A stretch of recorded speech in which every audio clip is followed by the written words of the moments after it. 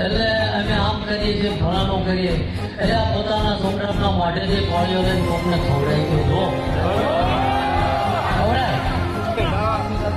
અને જેટલા માણસનું આ સાધુ સંતો જે કદાચ પોતાની જગ્યાએ લઈને આવે એટલાનું પૂરું કરે ચાલો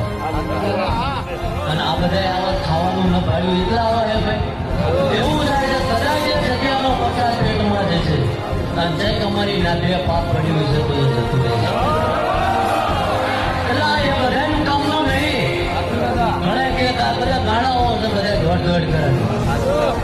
તો તમારે હિસાબ કરવો પડે ભાઈ 98 રૂપિયા બાજુ અહીંયા ગાડી વિના નહીં દોડતી ચાલવા